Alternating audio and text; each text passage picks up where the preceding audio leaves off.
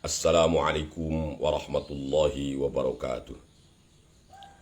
Ila hadratin nabiyil mustafa wa rasulil mujtaba Sayyidina wa maulana rasulillahi Muhammadin sallallahu alaihi wasallama wa ala alihi wa ashabihi wa azwajihi wa zurriyatihi wa ahli baitihil kiram wa ila hadrati sultanil awliya al-ghawsis samadani Al-Walil Kutubir Rabbani Sayyidi Syekh Abdul Qadir Al-Jailani Qaddasallahu sirrah wa ila hadrati Syekh Abil Qasim Al-Junaidi Al-Baghdadi wa ila hadrati Syekh Abi Hamid Muhammad bin Muhammad Al-Ghazali wa hadrati Syekh Abil Hasan Al-Syadili Qaddasallahu asrarahum wa ila jami'il awliya illadzina dufinu fi ardi Indonesia khususan Kangjeng Syekh Syarif Hidayatullah Sunan Gunung Jati Cirebon Hadrati Kangjeng Syekh Pura Bata Al-Hadrati Kangjeng Syekh Muhyi Pamijahan wa usulihim wa furu'ihim wa ahli silsilatihim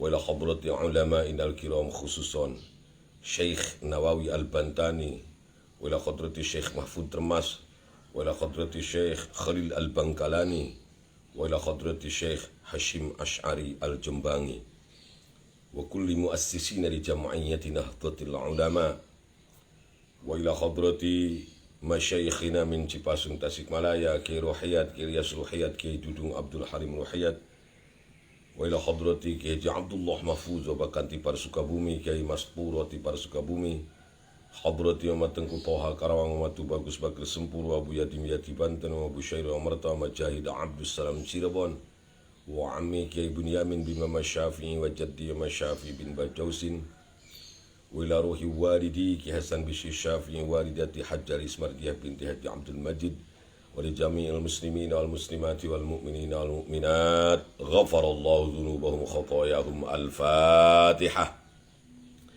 A'udzu billahi minasy syaithanir rajim. Bismillahir rahmanir rahim.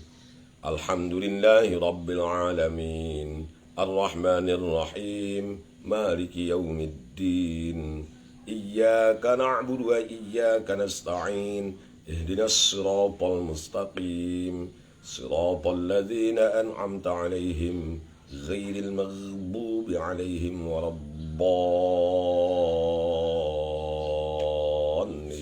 آمين. Jemaah Facebook rahimakumullah, alhamdulillah pagi hari ini Karawang cukup cerah. Kita masih bisa menikmati segarnya udara pagi, mendengar burung-burung bernyanyi, menanti datangnya mentari. Kita masih bisa menikmati secangkir kopi, sepiring nasi, sepotong roti. Tiada lain ini adalah merupakan karunia dari Ilahi yang patut kita syukuri. Semoga kita menjadi hamba-hambanya yang pandai bersyukur atas segala karunia-Nya. Rabbana auzi'na أن نشكر نعمتك التي أنعمت علينا وعلى والدينا وأن نعمل صالحا ترضاه وأدخلنا برحمتك في عبادك الصالحين. Ngopi. Kalau saya ini, kalau pagi-pagi, nanti kalau ngopinya siang. Kalau pagi ini suhe alias susu jahe. Atau hesu, jahe campur susu. Ya, Bismillahirrahmanirrahim. Tak ketinggalan Kiai Ghafir, terima kasih. Mohon doanya, Kiai Ghafir ini. Mohon doanya, ngudut Kiai. Di Purbalingga ada Gintir Saifi, ada Ibu Sri Wahyuningsih. Insyaallah nanti kita ketemu ya di Sepatan, Tangerang. Pada hari Minggu acara halal bihalal ke Aceh, Tangerang. Kemudian ada Aki Udin, sahabat saya yang sangat mirip kepompong. Ya, yang bercita-cita ingin membangun pesantren. Semoga ada donatur yang akan mendirikan bangunan pesantren untuk Aki Udin ya. Kasihan santrinya itu bolak-balik terus ya.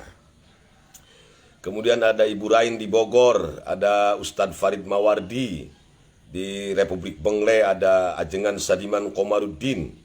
Di Tasikmalaya Selatan Haji Iskandar, haji yang paling mabrur di dunia. Ya. Ki Abdul Ghafir, ngopdud Ki Abdul Ghafir. Ada Gari Ibnu Ramadan alias Uceng. Ada Kang Ade Hasan Wirasuta di Perumnas Truk Jambe, ada Cak Fauzi di mana itu Calung ya. Ada Kang Ahmad Al-Bantani, ini pasti orang Banten kalau Al-Bantani. Kang Oyo Sukaryo Al-Tanjrani, ya orang Tangerang. Insya Allah hari Minggu kita ketemu ya Kang Oyo. Di Sepatan, ada Kang Diden Kuswandi yang punya Sadamalun, Karawang Kota. Kang Ujang Manan, Jang Anwar Khairuddin bersama Mang Camungnya dan keluarga di Pangasinan, Truk Jambe Barat. Kemudian ada juga Kang Wiryadi di Cihaur, tetangga Cipasung.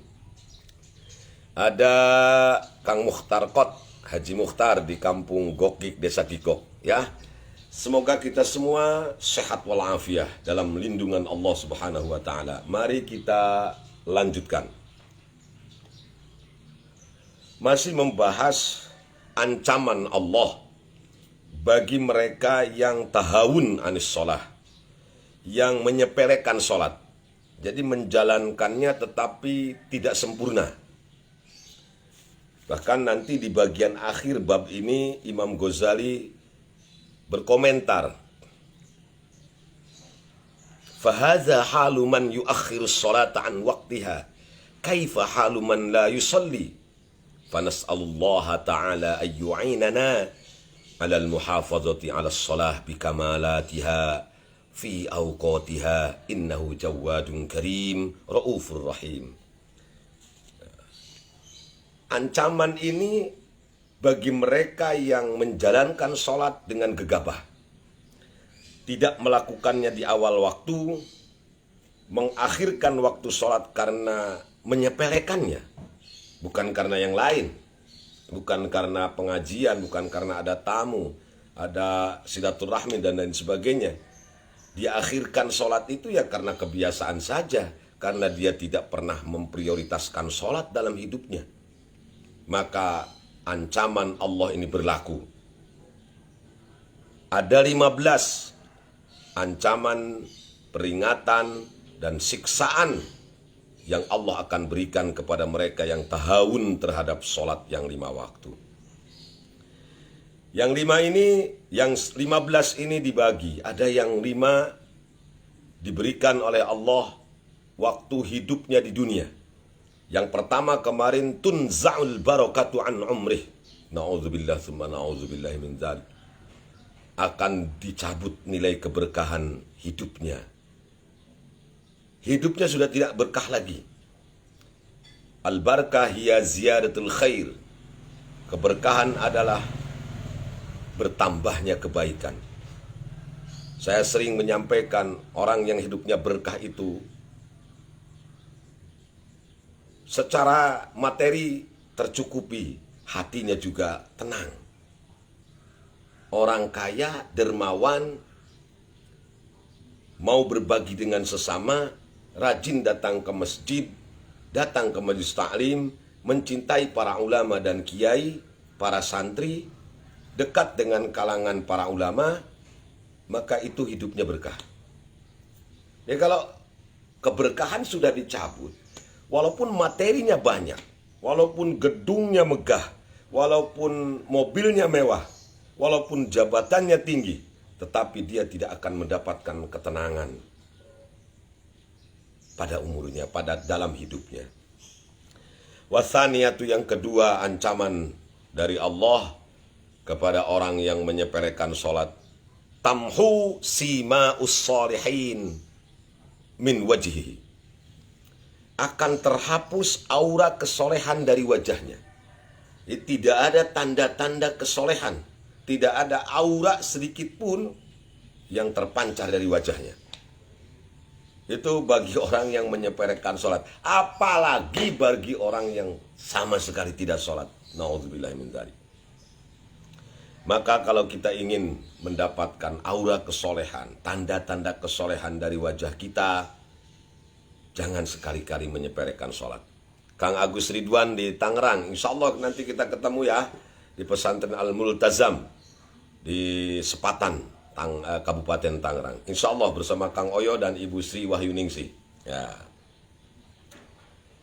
Yang ketiga, wasalisatu kullu amalin ya'maluhu la yu'ajjiruhu Allah alaih atau la ya'juruhu Allah alaih, karena ada ala ini.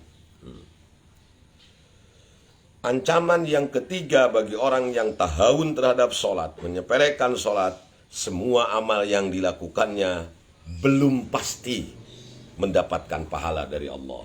Jadi kalau saya mengartikan la yu'ajjiruhu atau la ya'juruhu di sini dengan bahasa belum pasti, jadi berarti bukan tidak sama sekali. Kalau dia bertobat, tidak lagi tahawun kepada sholatnya, maka tentu Allah akan berikan pahala terhadap amal yang dilakukannya. Warabi'atu, yang keempat, la yarfa'u lahu du'aun ilas sama, la yurfa'u lahu du'aun ilas sama. Doanya tidak akan sampai langit. Orang yang tahawun kepada sholat, ya, Kang Heri Kiswanto, kemudian Ustadz Naila Mukti alias Ustadz Abdul Qohar Al-Ajib. Orang yang tahawun kepada sholat, menyepelekan sholat, tidak menjadikan sholat sebagai prioritas hidup, maka doanya tidak sampai ke langit. Ya, tergantung saja bainas sama wal ard. Artinya doanya nggak bakal dikabul Allah. Maka kalau kita ingin doa kita mustajab, dikabul oleh Allah, jangan sekali-kali menyepelekan sholat. Jagalah sholat dengan baik, dilakukan tepat pada waktunya, dilakukan dengan syarat dan rukunnya, dilakukan dengan penuh keikhlasan dan kekhusyuan, tadarru kepada Allah Ta'ala. Wal khamisatu, yang kelima, laisa lahu hadzun min fi du'a'is shalihin. Nah, ini juga bahaya ini.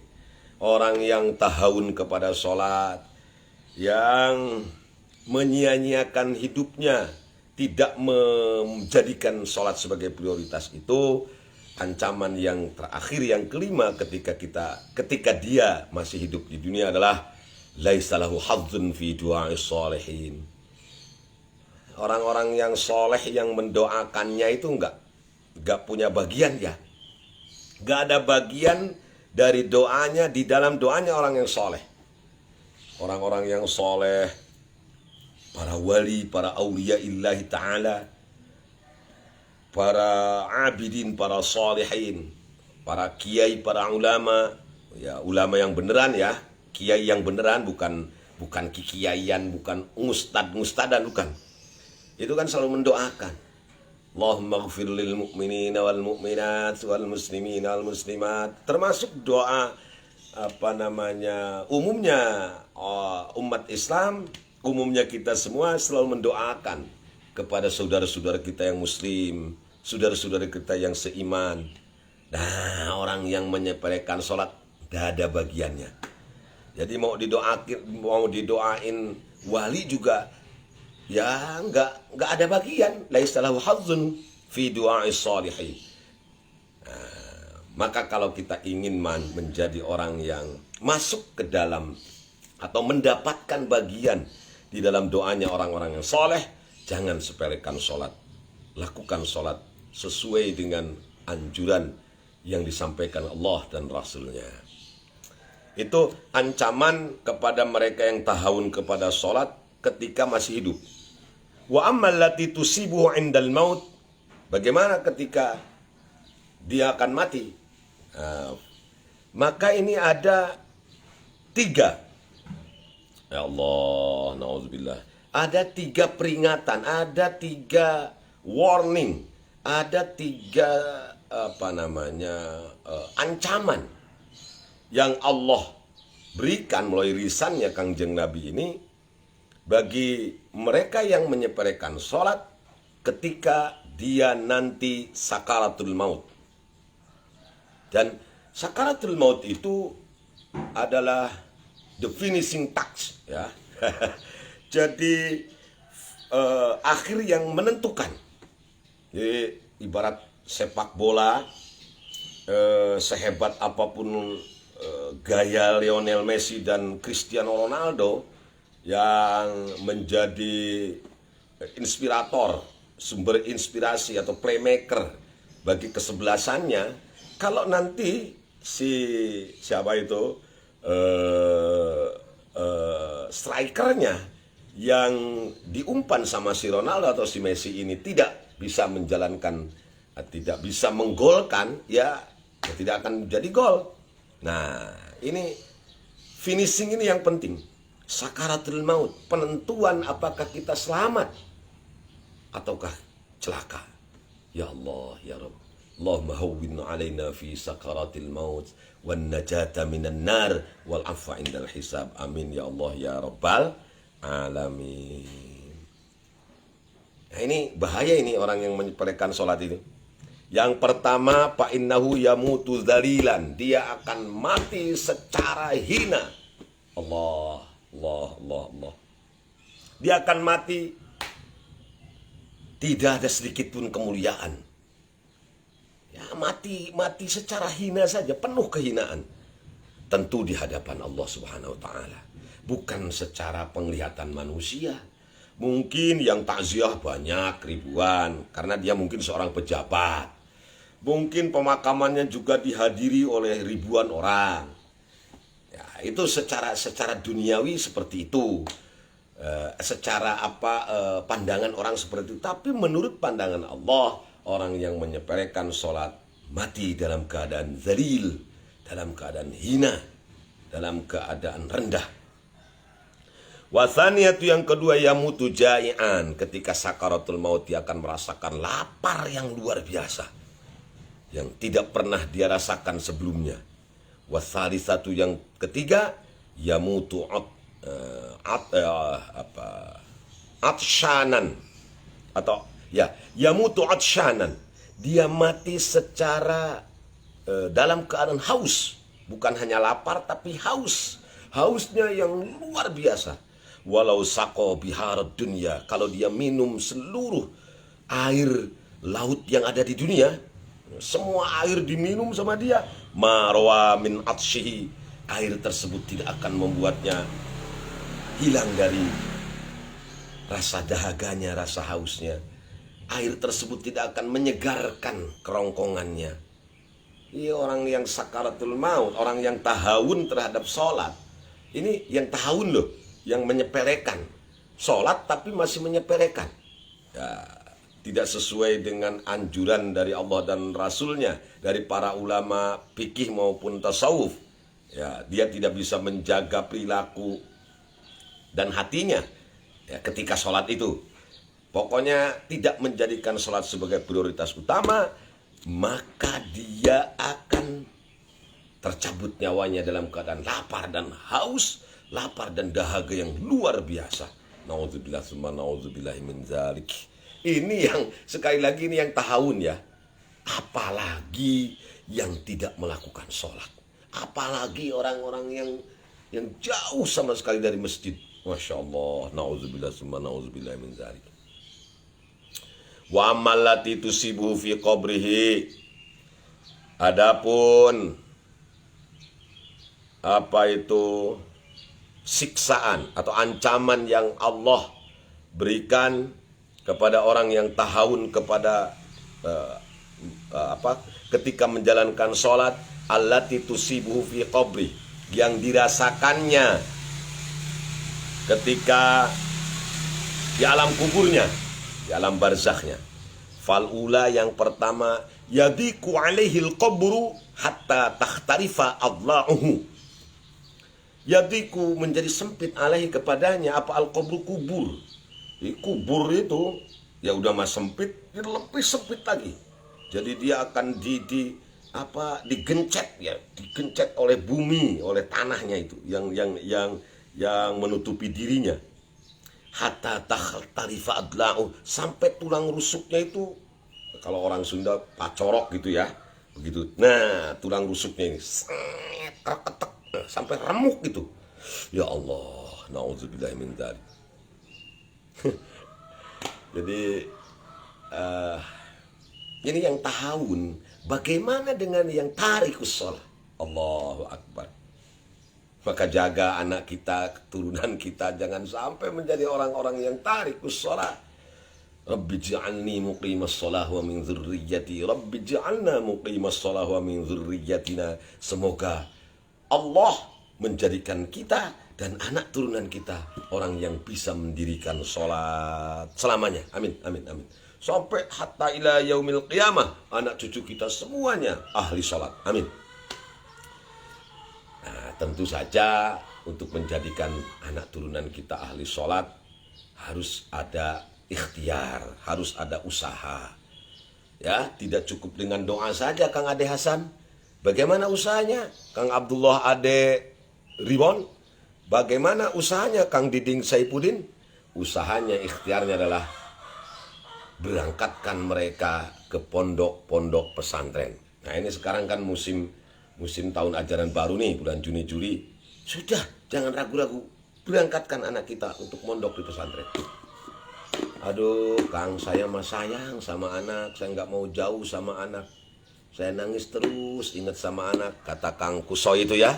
Kalau anak saya pesantren, saya pasti nangis tiap malam. Lebih baik Anda menangis sekarang karena berpisah dengan anak yang tinggal di pesantren, daripada Anda menangis selamanya dan tidak mungkin Anda ulangi lagi manakala Anda tidak pernah memberangkatkan anak Anda ke pondok pesantren. Kita akan menyesal selamanya, akan menangis selamanya, karena kita tidak pernah mendidik mereka, karena kita tidak pernah memberangkatkan mereka ke pondok pesantren. Aduh, Masya Allah. Ya, jadikan anak generasi penerus kita, anak cucu kita, generasi penerus kita, orang-orang yang rajin sholat, yang mendirikan sholat, mencintai sholat. Jangan sampai apa yang disampaikan Allah dalam surat Maryam ayat 59 dan 60 itu terjadi pada diri kita. فَخَلَفَ مِنْ بَعْدِهِمْ خَلْفٌ أَضَاعُوا الصَّلَاةَ وَاتَّبَعُوا الشَّهَوَاتِ فَسَوْفَ يَلْقَوْنَ غَيًّا إِلَّا مَنْ تَابَ وَعَمِلَ صَالِحًا ila akhir ayat. Akan datang generasi setelah mereka, setelah kita ini, adha'us shalah, yang menyepelekan sholat, bahkan tidak menjalankan sholat, tidak menjadikan sholat sebagai prioritas. Ya Allah, rasanya zaman sekarang ini banyak orang tua yang menangis, menyesal punya anak yang ya tidak punya handphone, tidak punya sepeda motor. Dia usahakan supaya bisa beli handphone yang bagus untuk anaknya. Dia usahakan supaya bisa beli sepeda motor untuk anaknya sekolah. Sementara dia tidak pernah menyuruh anaknya untuk menjalankan sholat. Ini bahaya, ini bahaya. Ya Allah, na'udzubillahi min dzalik. Jadi utamakan itu, menyuruh anak untuk sholat.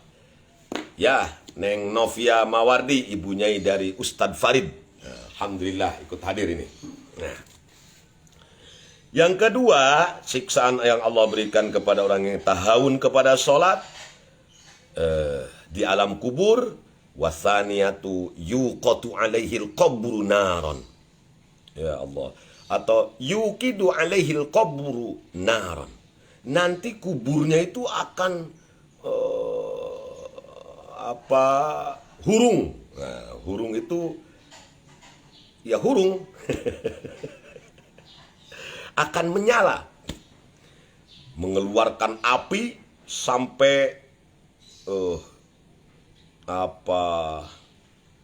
ngulat-ngulat ya, kalau orang Sunda bilang ngulat-ngulat, sampai membara itu api. Fataqallabu 'alal jumar lailan wa naharon. Maka orang tersebut bolak-balik siang malam itu ya di tempat bara api itu. Ya Allah, ya Rabb. Bisakah demikian? Ya, kok nggak bisa dipahami oleh akal ya? Masa kuburan bisa mengeluarkan api? Ya, kalau diukur dengan akal mesti nggak bakalan nyampe. Tapi ukurannya ini keimanan, kepercayaan, keyakinan kita. Dan semua itu sangat amat akan mungkin terjadi. Karena yang berkehendak bukan manusia, tapi Allah Azza wa Jalla. Ya. Wasalisatu, ini yang lebih bahaya lagi nih. Orang yang tahawun kepada sholat, yusallitu alaihi fi qabrihi su'banu ismuhu asy-syuja'ul aqra. Aduh. Dia akan dikuasai dia kuburnya itu. Ini bahasanya sallato yusallitu. Artinya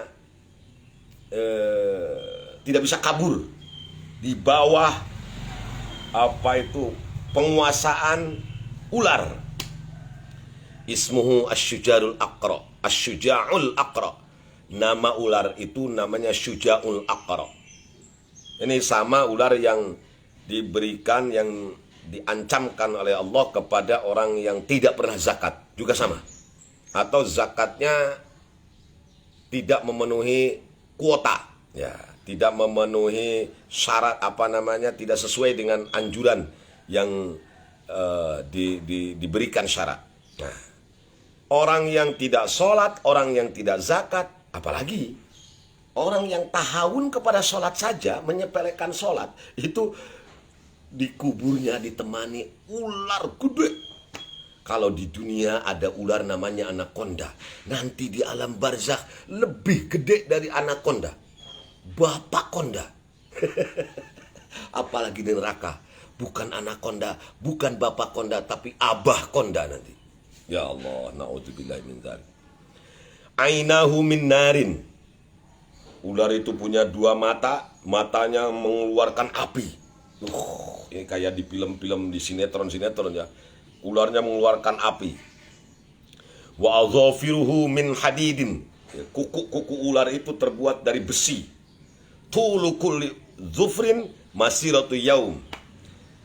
Panjangnya setiap kuku nih, kuku saya panjang nih. Nah, ini ular ini panjangnya kukunya itu, setiap kukunya masiratu yaum.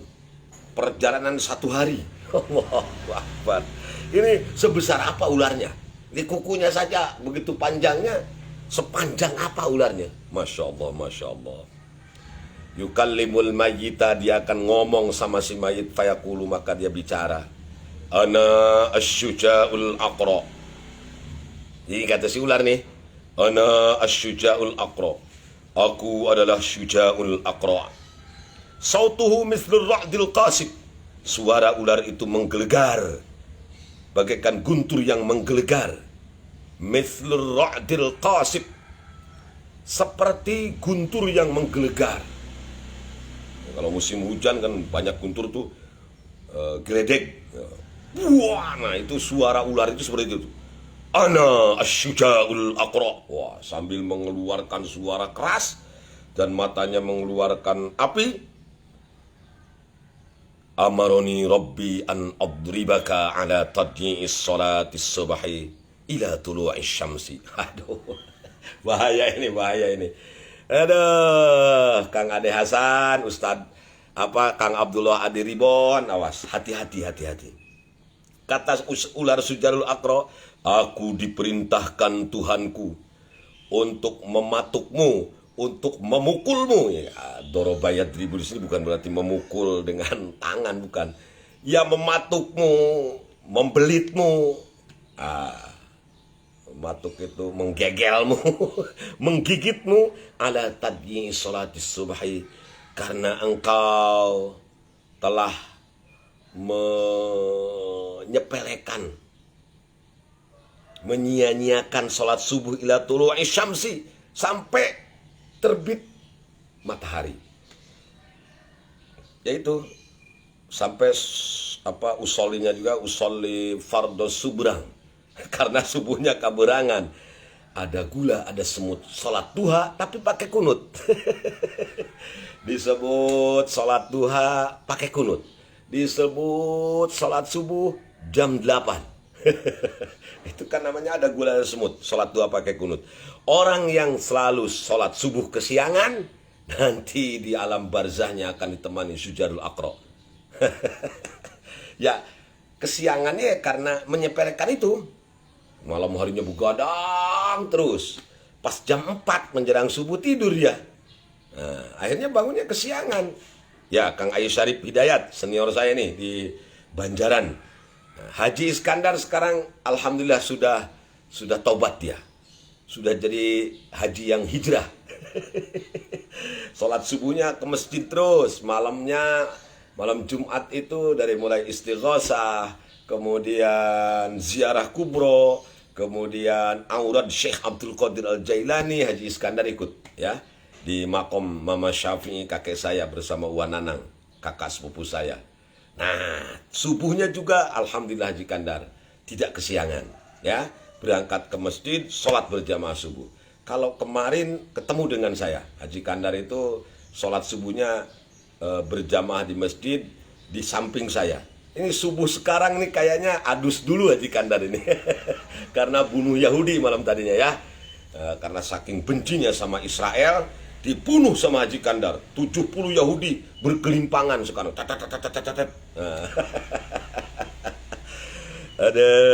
Tapi kalau malam Jumat, kalau malam Sabtu ya kebagian lah.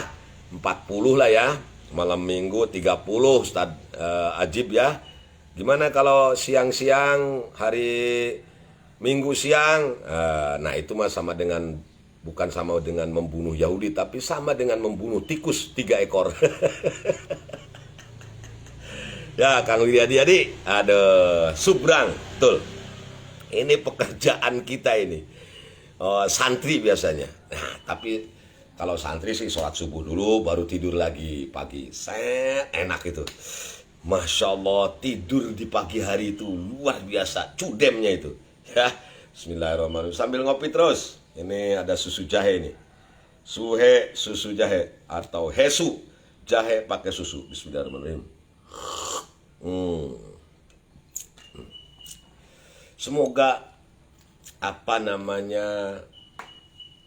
yang disampaikan ini menjadi nadhiron bagi kita ya, karena Kanjeng Nabi diutus itu ya basyiran wa nadhiran, memberi kabar gembira dan memberi ancaman ya, menakut-nakuti supaya tidak melakukan sesuatu yang buruk tentunya gitu ya. Gimana ya, basyiran wa nadhiran bukan hanya dalam kitab ini, dalam Al-Quran sendiri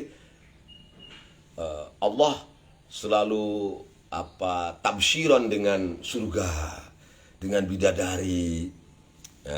Terus juga Allah mengancam dengan neraka yang begitu sangat dahsyat siksaannya. Ini juga sama. Orang yang tahawun kepada sholat subuh kesiangan, nanti di alam barzahnya ditemani ular raksasa. Nauzubillah min dzalik. Awas Haji Kandar ya, jangan kesiangan lagi sholat subuhnya. Allahu Akbar. Lalu wa adribaka ala tadyi'i salati zuhri ilal asri. Aku diutus oleh Allah untuk memukul kamu, untuk mematuk kamu, karena kamu telah menyia-nyiakan salat zuhur ilal asri sampai datangnya waktu asar. Wa adribaka ila tadyi'il asri ilal maghrib. Demikian juga aku disuruh Allah, diperintahkan Allah untuk mematuk kamu karena kamu telah menyepelekan waktu asar sampai datang waktu maghrib. Wa adribaka ala tadyi'i salatil maghribi ilal isya. Wa adribaka ala salatil isya ilal fajri. Karena kamu telah melalaikan sholat, kamu menyepelekan waktu sholat, maka sekarang aku temani kau. Kata Syuja'ul Aqra ini ular besar yang mengeluarkan matanya, mengeluarkan api, suaranya bagaikan guntur menggelegar, kuku-kukunya panjang, perjalanan 1 hari. Nah, di perjalanan 1 hari berarti dari sini ke mana ya? Ya ke Purwakarta sanalah.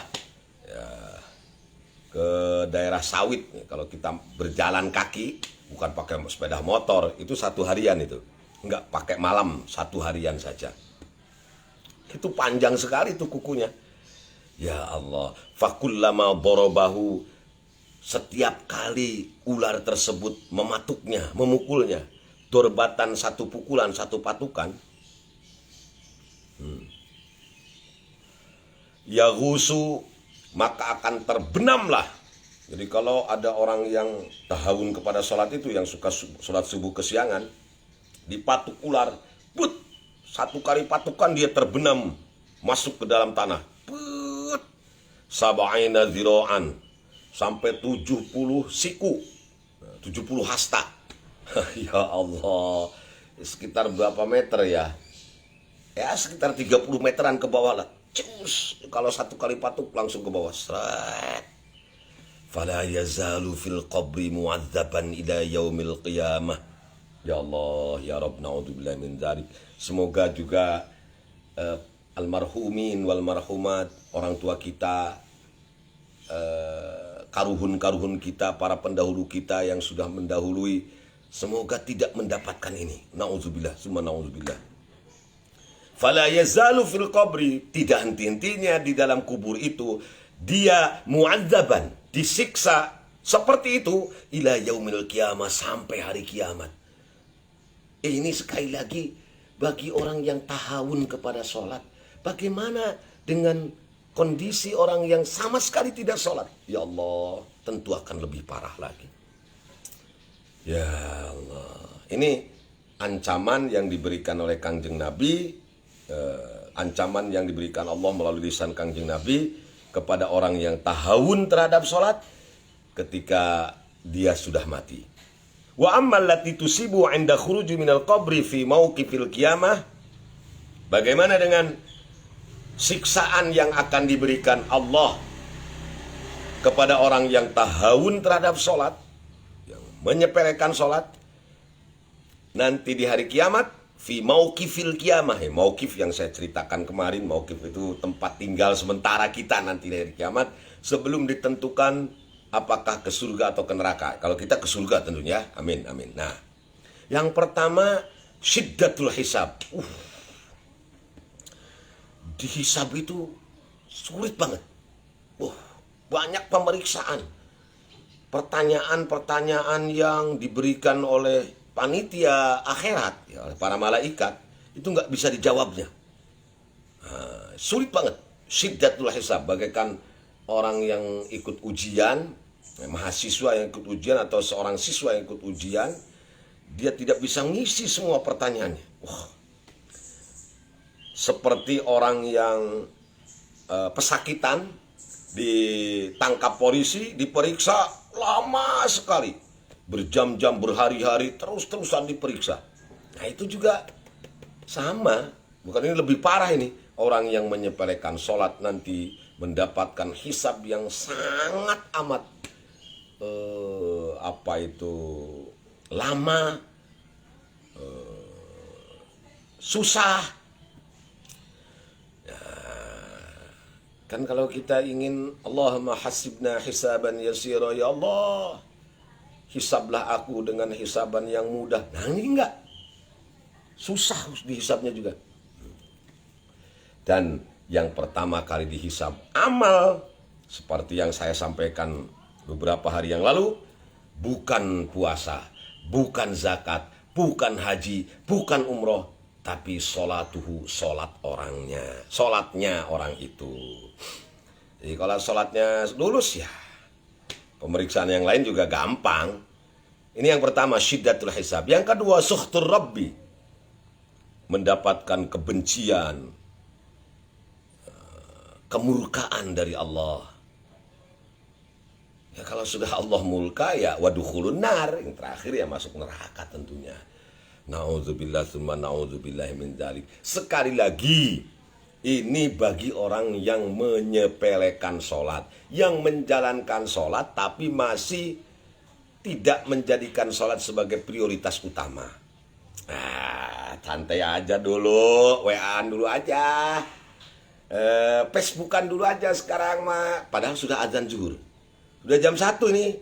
Nanti juga jam 2 ada, masih terus, masih asik aja dengan medsosnya, dengan gadgetnya, dengan HP-nya. Aduh, ini udah jam 2, sebentar lagi setengah 3, kagok ya. Nah itu yang dimaksudkan tahawun terhadap sholat, itu yang demikian itu. Ya Allah, ya kalau kita lagi mengerjakan sesuatu yang memang sangat penting, Sudah azan berkumandang, ini memang tinggal sedikit lagi ya, teruskan. Ya, misalnya kalau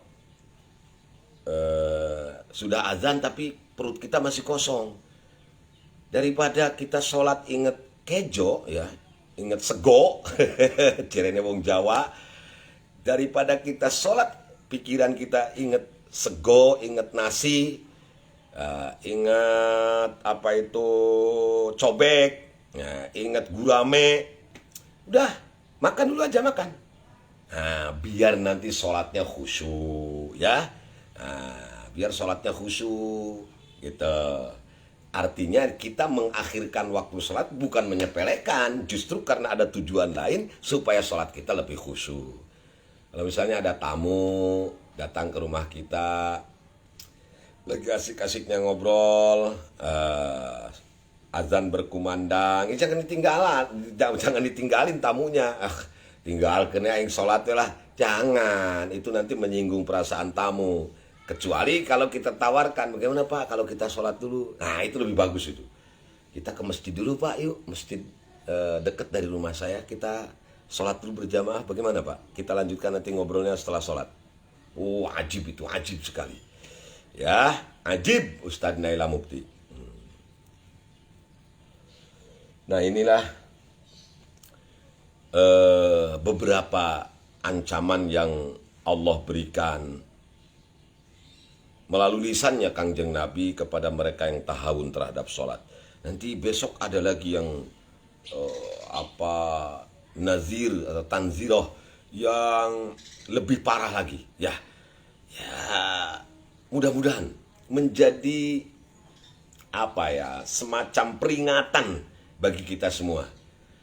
Bahasa kita ini, saya ingat almarhum almaghfurah ayahanda saya dulu, Ustadz Ajib ya, Ustadz Kohar. Yan, sholat sing bener, peperiheun ibadah nu sejen urang mah teu bisa atuh sholat sing bener. Nah, ini amanat dari abah saya yang sampai sekarang masih terngiang-ngiang di telinga saya. Peperiheun urang mah teu bisa ibadah nu sejen mah cik atuh sholat masing bener. Nah, dan saya saksikan abah saya almarhum itu memang sangat amat mengutamakan sholat. Beliau itu orang yang apik sekali. Sampai bajunya, pakaiannya ini, sarungnya gak percaya kalau dicuci sama orang lain, kecuali sama beliau sendiri atau sama ibu saya dulu ya. Ya, tentu ibu saya sudah diberikan tata cara cara-cara yang benar menurut fikih bagaimana mencuci yang baik ya.